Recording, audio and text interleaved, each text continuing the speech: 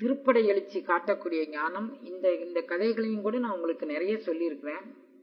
தோத்தாபுரி அப்படின்னு ஒரு பெரியவர் இருந்தாரு. அவர் ராமகிருஷ்ண பரமஹம்சருக்கு குருநாதராக வர்றார். அந்த தோத்தாபுரி 45 ஆண்டு காலமாக யோக நிலையில் ஒரு முற்று பெற வேண்டும் என்று ஒரு தவம் இருக்கிறார். அந்த தவத்தின் நிறை அனுபவம் வந்தபோது அவருடைய உள்ளுணர்வு இது உலக மக்களுக்கெல்லாம் பயன்பாடு அடையும்படியாக செய்ய வேண்டுமானால் ராமகிருஷ்ண பரமஹம்சருக்கு இந்த அனுபவத்தை கொடுத்தோம்னா அவரை தேடி நிறைய படிப்போம். தோத்தாபுரி தான் அந்த அனுபவத்தை ராமகிருஷ்ண பரமஹம்சருக்கு சொல்றாரு. ஆனா தோத்தாபுரியால் உலக மக்களுக்கு எல்லாம் சொல்ல முடியல. இப்ப நம்மளுடைய யோக அனுபவத்தை பத்தி சொல்லணும்னு சொன்னா, இமயமலை சாரல்ல இருக்கக்கூடிய பாபாஜி, இமயமலையில இருக்கக்கூடிய யோகா பாபாஜி அவருடைய சீடராக தேர்ந்தெடுத்தது லாகிரி மகாசேரர். ஏன் அவரை சீடராக தேர்ந்தெடுத்தாருன்னா, ஒரு இல்லறத்தான் யோக அனுபவத்திற்கு தகுதி இல்லை என்று உலகத்தில் உள்ளவர்கள் எல்லாம் நினைத்து கொண்டிருக்கிறார்கள். அப்படி அல்ல, நெறியான வாழ்க்கை வாழ்ந்தால் இல்லறம் துறவரம் எந்த அறமும்.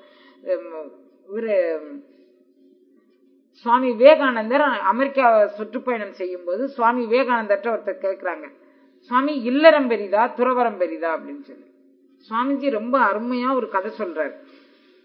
அதாவது ஒரு பெண் சுயவர மண்டபத்துக்கு ஒரு பெண் அழைத்து வரப்படுறா. அவ அரசகுமாரி. அந்த அரசகுமாரி சுயவர மண்டபத்துக்கு கொண்டுட்டு வராங்க. சுயமரத்துல ஒவ்வொரு அரசனாக பார்த்து, இந்த அரசன் இத்தனை பெருமையுடையவன், இவனுக்கு இத்தனை அக்ரோனி சேனை இருக்கு, இவன் காலாட்படை எவ்வளவு, தேர்ப்படை எவ்வளவு, குதிரைப்படை எவ்வளவு, யானைப்படை எவ்வளவு, எல்லாரையும் அப்படி காமிச்சுக்கிட்டே வராங்க. அந்த அரசு அப்படி பார்த்துட்டு இருக்கும்போது அரண்மனையினுடைய வெளிப்பகுதியில பாக்குறாங்க, ஒரு தவசீலன் ஒருத்தன் அந்த வெளிப்பக்கத்துல அப்படி நின்றுட்டு இருக்கிறான். அவன் ஏதோ ஒரு வேடிக்கையாக இப்படி எட்டி பார்த்தா இது இங்க என்ன நடக்கு அப்படின்னு சொல்லி இந்த பெண் வேகமாக ஓடி சென்று அந்த பையனை மாலை போடணும்னு போறான். அந்த பையன் துறவு வாழ்க்கை மேற்கொள்ள வேண்டும்னா அந்த பையன் ஒரு தீர்மானம் பண்ணி துறவு வாழ்க்கை மேற்கொண்டு அவன் போயிட்டே இருக்கிறான். இந்த பெண் நான் இவனையே வரித்து விட்டேன், நான் இவனை தான் கல்யாணம் பண்ண போறேன்னு அவன் பின்னாலே ஓடுறான். அவன் ஓடுறான், இவ ஓடுறான், அவ ஓடுறா, இவ ஓடுறா. ராஜகுமாரிங்கிறதுனால ராஜா அவங்க பின்னால படைகளை எடுத்துக்கிட்டு போறாங்க. இவன் போய் ஒரு காட்டுல போய் தன்னந்தனியாக உட்கார்ந்து கண்ணை மூடி ஆசுவாசப்படுத்த ஆரம்பிச்சிட்டான். அட பகவானே, நம்ம என்ன எட்டி பார்த்ததுக்கு இவ்வளவு பெரிய குற்றமா? நம்மளுடைய சிந்தனை எங்கேயும் சிதறாமல் நம்ம போக வேண்டி இருக்க, எங்க என்ன நடக்குன்னு ஒரு வேடிக்கை பொருளா பார்த்தா அதுக்குள்ள இவ்வளவு பெரிய தவறு சேர்ந்து விட்டது. அப்ப இது என்னுடைய கண்ணின் குற்றமா, என்னுடைய மனதின் குற்றமா? அவன் மிகுந்த ஆராய்ச்சியோடு இறைவன்ட்ட சரணடைஞ்சு, நான் எனக்கு ஏன் அந்த சூழ்நிலைக்கு நீ அங்க போக வச்ச? எட்டி பார்த்த உடனே அந்த பொண்ணுடைய வாழ்க்கையும் நான் விளையாடக்கூடிய ஒரு சூழ்நிலை வந்துருச்சுன்னு மிகுந்த மனச்சோர்வோடு கண்ணை மூடி உட்கார்ந்தான். அவனுடைய யோக நிலை பயிற்சினால அந்த இடத்திலே அப்படி கண்ணை மூடிட்டான். இந்த பொண்ணு சொல்லிச்சு, நான் மனதால் அவனை வரித்து விட்டேன், அதனால நீங்க எல்லாரும் போய்க்கலாம், லாபமோ நஷ்டமோ, புலி அடிச்சாலும் சரி, சிங்கம் அடிச்சாலும் சரி, எனக்கு பிரச்சனை கிடையாது, நான் அவனுக்கு தொண்டு செய்து கொண்டு என்னுடைய வாழ்நாளை கழித்து விடுவேன், நீங்க எல்லாரும் போங்கன்னு. அது எப்படிப்பா நான் போக முடியும்? நான் பெண்ணை பெற்றவன், நான் கன்னிகாதானம் செஞ்சு கொடுத்தனா கூட அந்த பையன் உனக்கு வேண்டிய தொண்டு செய்வான்னு இருப்பேன். ஒண்ணுமே செய்யாம நீ அவனை நம்பி, இல்லப்பா நான் மனதால வரிச்சிட்டேன், கட்டாயம் நீங்க எல்லாரும் போங்க. அவன் 2 சேவகர்களை போட்டு இந்த பொண்ணுக்கு வேண்டிய தொண்டுகள் செய்ய சொல்லி 2 பணிப்பெண்களையும் ஏற்பாடு செஞ்சுட்டு அரசன் தன்னுடைய அரச கைங்கரியத்தை பார்க்க போயிட்டான். இந்த பையன் ஒரு மரத்தடியில உட்கார்ந்து தவம் பண்ணிக்கிட்டு இருந்தவன், அவன் நாள் போனது தெரியாம, மணி போனது தெரியாம, யுகம் போனது தெரியாம அவன் 12 காலமா அவன் தவம் பண்றான். இந்த பொண்ணு அது வரைக்கும் அவனுக்கு சித்திரிச்சை பண்ணிக்கிட்டே இருக்குது. ஒரு நாள் கண்ணை திறந்து அப்படியே பார்த்தான். கண்ணை திறந்து பார்த்தோடனே எதிரால இந்த பொண்ணு வீசிக்கிட்டு இருக்கு. பெண்ணே நீ யார் அப்படின்னு சொல்லி கேட்டான். நான் தான் உங்களுடைய மனையாட்டின். இவனுக்கு ரொம்ப ஆச்சரியம் போச்சு. நீ என்னுடைய மனையாட்டியா? என்ன, நான் உனக்கு என்றைக்குமே மாங்கல்ய தாரணம் பண்ணவே இல்லையம்மா, என்ன சொல்றேன்? நீங்க சுயமர மண்டபத்துல எட்டி பார்த்தீங்க, அப்பவுமே நான் உங்களை என்னுடைய கணவனா வரிச்சிட்டேன், அதனால நான் உங்களுக்கு தொண்டு செஞ்சுக்கிட்டு இருக்கேன். நான் ராஜகுமாரி, இந்த தேசத்து ராஜாவுடைய மகள்னா, இப்ப நான் உங்களுக்கு மனைவி அப்படின்னா, தயவுசெய்து நான் உன்னை கையெடுத்து கும்பிடுதேன், நான் உன்னை மனைவியாக ஏற்றுக்கொள்ளவில்லை, நான் மாங்கல்ய தாரணம் செய்யலை, நீ உன்னுடைய ராஜசபைக்கு போய் நீ வாழ்ந்துக்கோ அப்படின்னு சொன்னான். நான் வரிச்சிட்டேன், அதனால நான் போக மாட்டேன் அப்படின்னு சொன்னான். நான் ஏற்றுக்கல, அதனால நான் தவ வாழ்க்கைக்கு தான் நான் பிறந்திருக்கேன், நான் இதை ஏற்றுக்கொள்ள மாட்டேன்னு அவன் சொன்னான். 2 பேருக்கும் வாத பிரிவாதம் நடந்தது. விவேகானந்தர் சொன்னார், எங்க நாட்டு பண்பு மனதால ஒரு கணவனை வரிச்சா அவனோடு வாழ்றதான் எங்க நாட்டு பண்பு. அதுபடி அந்த பெண் ராஜகுமாரியாக இருந்தா கூட அவளுடைய அனைத்து சுகங்களையும் திறந்து ஏற்றுக்கொண்டான். அப்படி ஏற்றுக்கொண்ட இல்லறம் அவளுக்கு நல்லறம். ஒரு ராஜகுமாரி தனக்கு மனையாட்டியாக வந்தும் கூட தான் நின்ற துறவில் நான் வெற்றி கொள்ள வேண்டும், நான் புலன்வழியோ பொருவழியோ சென்று நான் என்னுடைய ஆற்றலையும் என்னுடைய தவத்தையும் இழக்க விரும்பவில்லை. எந்த போகம் வந்தானாலும் நான் மண்ணாழ்வான் மதித்துங்கிறேன், அவன் வந்தானா கூட நான் மதிக்க மாட்டேன். அப்படி இருந்தால் இந்த இல்லறமும் சிறந்தது, அந்த துறவரமும் சிறந்தது.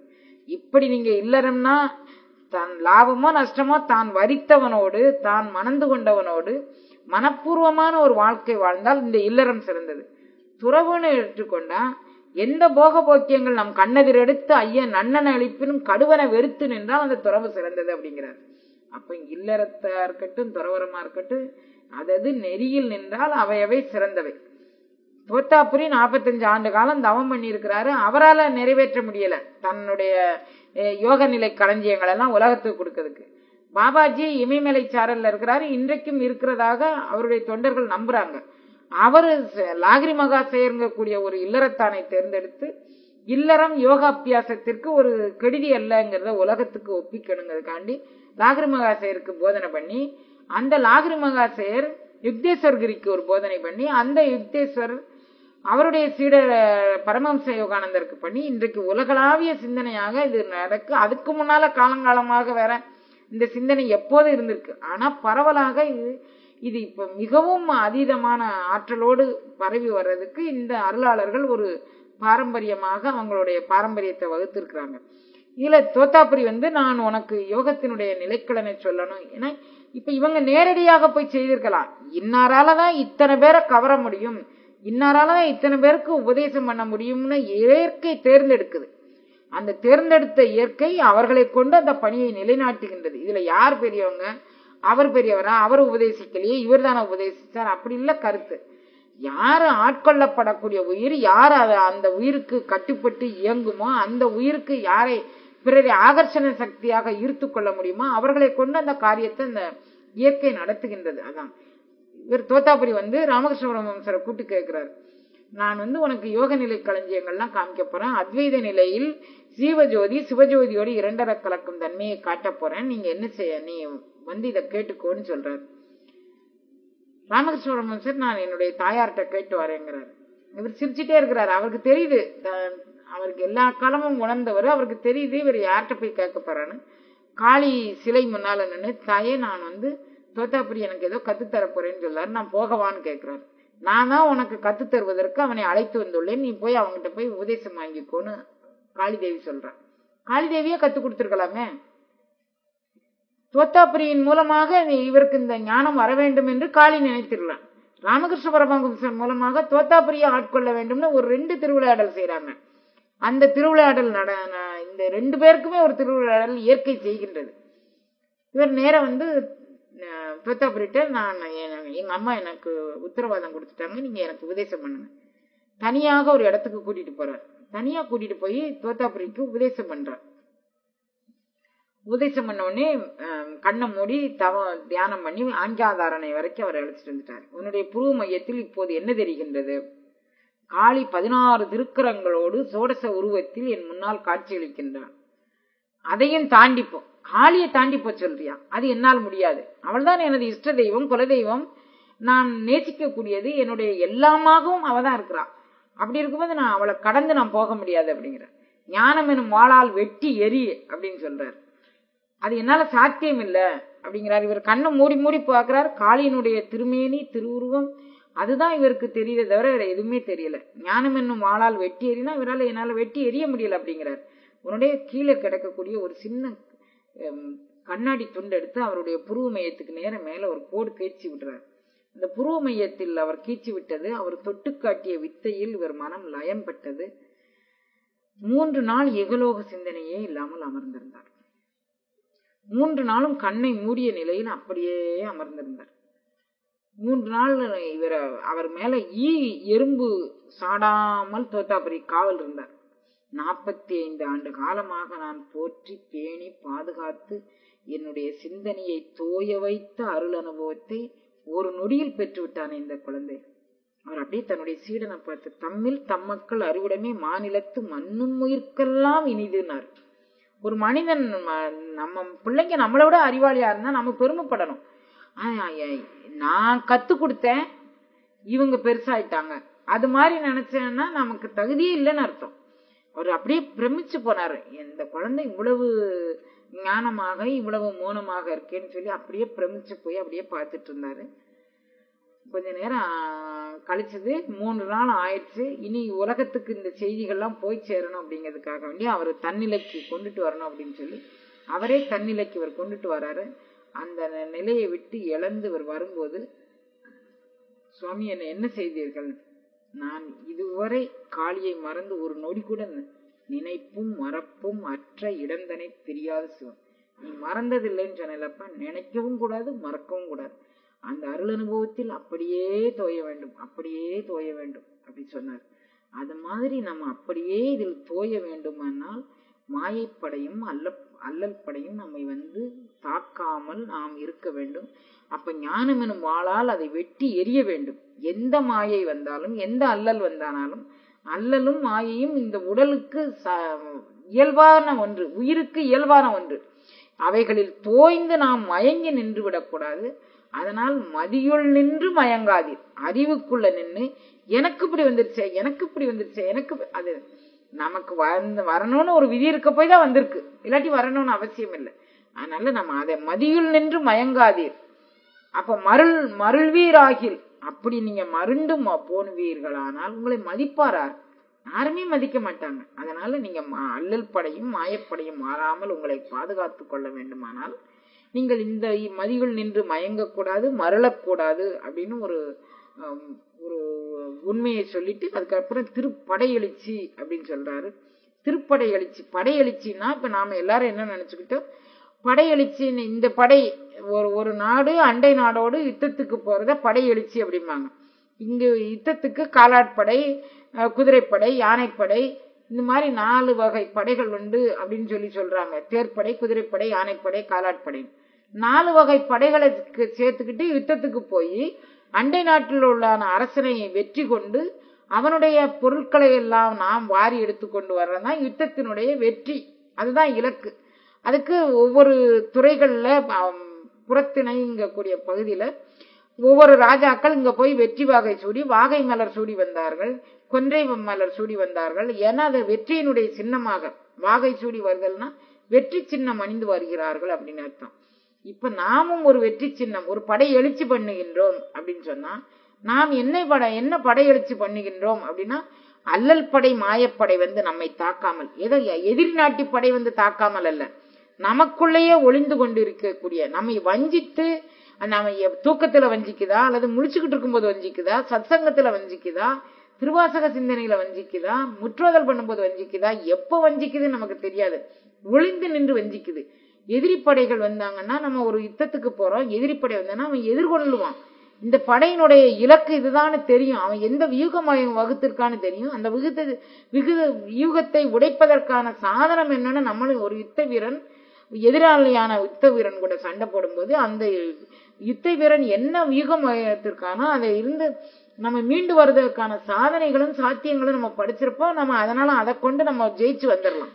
ஆனா இந்த படைகள் நமக்கு எதிரால நின்று போர் புரியக்கூடிய படைகள் அல்ல, நம் கண்ணுக்கு தோற்றக்கூடியதும் அல்ல, நம்மை மறைந்து நின்று வஞ்சிக்கின்றன. புலன்கள் திகைப்ப யானும் திகைத்தேன் அப்படிங்கிறார். அப்ப புலன்கள் திகைத்து நாமும் திகைக்கக்கூடிய வஞ்சனை உடையது இது. அப்ப இந்த வஞ்ச மனத்து கள்வர்களை நாம் இவங்க எப்படி பிடிக்கணும், இவர்களை எப்படி கையாண்டு நாம் வெற்றி வாகை சூட வேண்டும் அப்படிங்கிறது நம்ம மிக கவனமாக இருக்க வேண்டியது இந்த படையெழுச்சி. புறத்தில் தோன்றக்கூடிய பகைவர்கள் அல்ல இவர்கள், அகத்தில் தோன்றக்கூடிய பகைவர்கள். அதனால் நாம் விழிப்புணர்வோடு இருக்க வேண்டும். அந்த விழிப்புணர்வு மட்டுமே நமக்கு இந்த படைகள்ல இருந்து நமக்கு மீட்சி ஏற்படுத்தி தரும். அவைகள் கைவசமாக வெல்க நின் பேரருள் வெல்க நின் பெருஞ்சீர், அவர்கள் கை ஓங்கிடக்கூடாது, பேரண்ட நாயகனுடைய கை ஓங்க வேண்டும். இந்த மாயமும் வஞ்சனையும் அவர்கள் கையில் இருக்கின்றது. அவர்கள் ஓங்கி விட்டார்களானால் நாம் கீழ்நிலைக்கு இறங்கிவிடும். அவர்கள் ஓங்காமல் நாம் ஓங்கி வளர வேண்டும். அதற்கான திருக்கருணையை செய்ய வேண்டும். நமன் வரி ஞானவாள் கொண்டே எரிவன், சிவன் வரி நான் உடன் போவது திண்ணம், பவமரும் வல்வினை பண்டே அறுத்தேன், தவமரும் சிந்தித்து தான் எதிராமை. அதாவது தவமரும் சிந்தைக்கு தான் எதிராமை. எந்த சிந்தனையில் தவம் வருகின்றதோ அந்த சிந்தனைக்கு எதிரிகள் வரவே மாட்டார்கள். நான் பவம், என்னுடைய பிறவியான வேர் எங்க இருக்கோ, அதனுடைய மூலம் எங்கே இருக்கின்றதோ, அறுவகை குற்றங்களுடைய வேர் எங்கே இருக்கிறதோ அந்த வேரை நமன் வரின் ஞான வாழ் கொண்டே எறிவேன். ஞானம் என்னும் வாழ் கொண்டு அதை வெட்டி வீழ்த்துவேன். அப்போ போர்ப்படைக்கு தேவை ஞானம். அதுதான் அல்லல் படையும் மாயப்படையும் வாராமல் காக்கக்கூடியது. அந்த ஞான வாழ் கொண்டு வெட்டி வீழ்த்த வேண்டும் இவைகளை அப்படின்னு திருமூலர் சொல்றாரு. நமன் வரின் ஞான வாழ் கொண்டே எறிவன், சிவன் வரி நான் உடன் போவது திண்ணம், பவமரும் வல்வினை பண்டே அறுத்தேன். பிறவிக்கு வேறான வல்வினைகளை அறுக்கக்கூடியது இந்த ஞானம். அதை நான் இறைவனோடு தொடர்பு கொண்டு நான் அறுத்து விட்டேன் அப்படின்னு சொல்றாரு. அப்போ நம்ம அல்லல் படையும் மாயப்படையும் வாராமல் காக்க வேண்டுமானால் நம் உள்ளத்திற்குள் ஒரு படையெழுச்சி பண்ண வேண்டும். அந்த படையெழுச்சி என்னன்னு சொல்றாரு. ஞானவாள் ஏந்தும் மையர் நாதப்பறை அறிமின், மானமா ஏறும் மையர் மதிவெண் குடை கவிமின், ஆன நீற்றுக்கவசம் அடைய புகுமின்கள், வானவூர் கொள்வோம் நாம் மாயப்படை வாராமை. மாயப்படை நம்மை மயக்கக்கூடிய படைகள் வாராமல் நாம் வானர் உலகம், வெளிமண்டலம் கடந்து, அடியவர்கள் கூட்டம் கடந்து ஒளிமண்டலத்துக்கு போகணும்னா வான ஊர் கொள்வோம். நான் இந்த ஊர் கடைநல்லூர், முத்துகிருஷ்ணாபுரம், கிருஷ்ணாபுரம், அப்புறம் தென்காசி, புளியங்குடி, இதை போய் ஜெயிக்கிறதுக்கு நம்ம போகல. ஞானவாள் ஏந்தி எங்க போய் ஜெயிக்க போறோம்? வான ஊர் கொள்வதற்கு போறோம். இந்த பக்கத்து ஊர்ல உண்டான எல்லைகளை தாண்டி கொண்டு, ஊர் எல்லையை தாண்டி நம்மளுடைய படைகளையும் சேதமாக்கி கொண்டு, நம்மளுடைய சுதந்திரத்தையும் சேதமாக்கி கொண்டு, ஊர் எல்லையை வகுத்து நாம் நம்மளுக்குள்ள மண்ணாசை கொண்டு திரிஞ்சவங்க செய்யற மாதிரி செய்யறது இல்லை. இது ஞானம் என்னும் ஒளி கொண்டு செய்யக்கூடிய வேறு. அதனால வான ஊர் கொள்வோம்னா அங்க யாரும் நமக்கு தொந்தரவு செய்ய மாட்டாங்க. வான ஊர் போனோம்னா அங்க யாராவது என் இடத்த நீ அபகரிச்சுக்கிட்டேன்னு சொல்ல போறாங்களா? வான ஊர்ல நம்ம ரிஜிஸ்டர் ஆபீஸ் போய் ரிஜிஸ்ட்ரேஷன் பண்ண போறோமா? நம்ம பத்திர செலவு கொடுக்க போறோமா? அல்லது அங்க எழுதி கொடுக்கறதுக்கு யாரும் வரணுமா? எதுவுமே வேண்டாம். நான் நம்மை கொண்டே பயணித்து, நாம நம்மளுடைய உடலை கொண்டு சிந்தனையை திருந்த வைத்து சிந்தித்து, நான் இந்த இவைகளோடு கூட்டு வைத்துக் கொள்ளாமல், புலன்களோடும் பொறிகளோடும் கூட்டு வைத்துக் கொள்ளாமல் நாம் நம்மளுடைய உடல் கடந்த பயணம் போனோம்னா வான ஊர் நாம் அடையலாம். அந்த உடல் கடந்த பயணத்திற்கு மாயப்படை தடையாக உள்ளது. மாயம்னா என்ன? நம்மை மாறி நின்று நம்மை வஞ்சிக்கும் புலன்கள் ஐவர்கள் தான் நம்ம கெடுக்கக்கூடிய மாயங்கள். வேற யாரும் நமக்கு மாயம் கிடையாது. அதனால ஞானவாள் ஏந்தும் மையர் நாதப்பறையர். ஒரு முரசு கொட்டிட்டு போனாதான் இன்னார் வாராங்கன்னு சொல்லுவாங்க. ஒரு யுத்தத்துக்கு போறோம் அப்படின்னு சொன்னா யுத்தத்தில் முரசு ரொம்ப அவசியம், பறையொலியே அவசியம், சங்கோசை அவசியம். இந்த பறையொலி சங்கோசை என்னவாக இருக்கின்றது? நாம் பெறக்கூடிய பயிற்சியின் மூலமாக சங்கோசை பறையோசை இவைகள்லாம் நமக்குள் ஒலிக்கும். அது எப்போது ஒலிக்கும்னா விசித்தி சக்கரத்திற்கு மேல் நமது பயணம் போகும்போது 2 காதுகளுக்கும் மேலாக அந்த பறையோசையும் சங்கோசையும் வீணா ஓசையும் நமக்கு ஒலிப்பதனால் நாதப்பறை அறைமின். நாம் ஞானவாள் கொண்டு நாதப்பறை அறைவதற்கு நாம் நம்மளுடைய வாசியை செம்மைப்படுத்த வேண்டும். அப்படிங்கிறதாக ஞானவாள் ஏந்தும் மையர் நாதப்பறை அறைமின். நீங்க ஞானவாளை கையில் கொண்டு இந்த விசித்தி சக்கரத்திற்கு கீழ் செயல்படக்கூடிய உங்களுடைய மனம் புத்தி சித்தம் அகங்காரமாகிய அந்த கரணங்களை ஞானவாள் கொண்டு வெட்டி வீழ்த்தி விட்டு அதற்கு மேல்நிலை பெறக்கூடிய அனுபவத்திற்காக வேண்டி உங்களை தயார் செய்து கொண்டு நாதப்பறையை முரசு அறியுங்கள். அந்த முரசு என்ன செய்யும்? மானமா ஏறும் மையர். அது உடல் கடந்த பயணத்திற்கு மாயருனா பரி, வாசி குதிரையாகிய பரியில் ஏறி உடல் கடந்து நம்மை அழைத்து செல்லும். மானமா ஏறும் மையர் மதி வெண்குடை கவிமின். நமக்கு வெண்குடை, மதினா அறிவு அப்படின்னு பேரு, மதினா சந்திரமண்டலம்னு பேரு. வெண்குடையாக ஒரு ராஜா வீதி வழி வாராரு. திருக்கோயில்கள்லயே சப்பரங்கள்லாம் வீதி வழி வந்துச்சுன்னா அதுக்கு வெண்கொற்ற கொடைன்னு ஒரு பிடிப்பாங்க. நீங்க உங்களுக்கு இந்த வான ஊர் கொள்வதற்கு நீங்க ராஜாவாக போறீங்க. அப்போ நீங்க வெற்றிப்படை கொண்டா ராஜாவாகணும்னா உங்களுக்கு ஒருத்தர் கொடை பிடிச்சிட்டு வரணும். அந்த கொடை என்ன கொடைன்னு நினைக்கிறீங்க? மதி வெண்கொடை. மதியாகிய உங்களுடைய அறிவாகிய கொடையை கொண்டு பிடிக்க வேண்டும். அந்த அறிவாகிய கொடை எவ்வாறாக இருக்க வேண்டும்? சந்திரமண்டல அனுபவம் வரும் அறிவாக அது இருக்க வேண்டும். புலன்வழி சார்ந்த அறிவாகவோ பொறிவழி சார்ந்த அறிவாகவோ இருக்கக்கூடாது. அதனால மதிவெண்குடை கவிமின் அந்த குடை கவித்தல்ங்கிறது வெண்குடையாக மதியாக சந்திரமண்டல அனுபவமாக அந்த அனுபவத்தை கவித்து கொண்டீர்களானால் சந்திரமண்டல அனுபவம் வரும்போது ஆன நீற்று கவசம். கவசம்னா எதிரிகள் தாக்கும் போது அந்த நம்மளுடைய உடல் சிதைந்து போகாமல் உயிர் சிதைந்து போகாமல் பாதுகாக்கக்கூடிய ஒரு கவசம் அது. அதனால நீங்க கவசமாக உங்களுக்கு ஒரு எதிரிகளுடைய தாக்கத்திலிருந்து விடுதலை பெற வேண்டும். எதிரிகள் உங்களுடைய எந்த கவசம் எந்த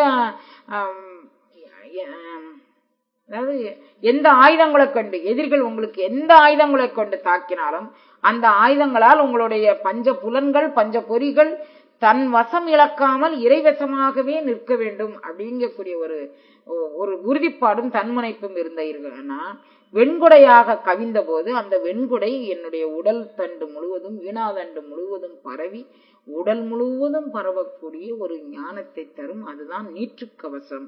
அதுதான் சொன்னவெண் சந்தன சாந்து அப்படிம்பாரு. சொன்னவெண் சந்தன சாந்து சுடத்திங்கள் சூளாமணி இவைகள்லாம் நம்மளுக்கு கவசமாக நிற்கக்கூடியது. அந்த சந்தன அந்த வெந்நீர் சன்னித்த திருமேனியாக அந்த கவசம் நம்மளை பாதுகாப்பாக வச்சிருக்கோம். புறக்கவசங்கள் நீங்க எதுவும் அணிஞ்சானாலும் மாயப்படைகள்ல இருந்து வெல்ல முடியாதுங்கிறதுனால நீற்று கவசம் அணிமின்கள். குண்டலினி ஆற்றலே நீற்று கவசமாக இருக்கும். மதிவெண்குடை கவிக்கும் உயிருக்கு குண்டலினி ஆற்றல் தன்னால் செயல்பட்டு அது புருவ மையத்திற்கு மேல் எழும்பி உங்களுக்கு சந்திரமண்டல அனுபவத்தை முழுமையாக்கி தரும் அப்படிங்கக்கூடிய செய்தியை சொல்றார். ஆன நீற்று கவசம் அடைய புகுமென்கள் வானவூர் கொள்வோம் நாம் மாயப்படை வாராமல். இப்ப நம்ம மேல்நிலை அனுபவங்களை எல்லாம் பெறுவதற்கு இந்த மாயப்படையும் அல்லல் படையும் தாக்காமல் நாம் போகலாம் அப்படிங்கிறாரு. வானவூர் கொள்வோம் நாம் மாயப்படை வாராமல். அப்ப வானமண்டலத்து அனுபவம் பெறுவது வெளிமண்டலத்து அனுபவம் பெறுவதுதான் ஒவ்வொரு உயிருக்கும் அடித்தளமாக இருக்க வேண்டும் அப்படிங்கிற செய்தியை சொல்றாரு. இப்ப வெற்றி பெறக்கூடிய உயிர் வெளிமண்டல அனுபவத்திற்கு போனோம், அப்புறம் ஒளிமண்டல அனுபவத்துக்கு போனோம். அந்த உயிரை அல்லல் படையும் மாயப்படையும் தாக்காமல் ஞான வாழ் கொண்டு அதை எந்த மாயத்தையும் வெட்டி எரிந்து விட்டு வெளிமண்டல அனுபவத்தை பெற வேண்டும் அப்படின்னு சொல்றாரு. அடியும் முடியும் அமைந்ததோர் ஆத்தி முடியும் நுனியின்கண் முத்தலை மூங்கில் கொடியும் படையும் கோட்சரன் ஐயைந்து மடியும் வலம்புரி வாய்த்தது அவ்வாறே. அதாவது அடியும் முடியும் அமைந்ததோர் ஆத்தி முடியும் நுனியின்கண் முத்திலை மூங்கில். சூரியகலை சந்திரகலை ஆஞ்சாதாரணை மூலமாக முடியும் முத்திலை வேல் அந்த அடிமுடி அனுபவத்தை பெற்றவர்களே இந்த ஞானவாள் ஏந்தும் ஐயர் அப்படின்னு அவர்களையே இவர் சொல்றாரு. ஆன நீற்று கவசம் அவர்களுக்கே கிடைக்கும் அப்படின்னு சொல்றாரு. இந்த அருள் அனுபவம் பெற வேண்டுமானால் முத்திலை வேல் மூவிலை சூழப்படையை அனுபவமாக கொண்டு நாம் அந்த அனுபவத்தை பெறலாம் அப்படிங்கிறார்.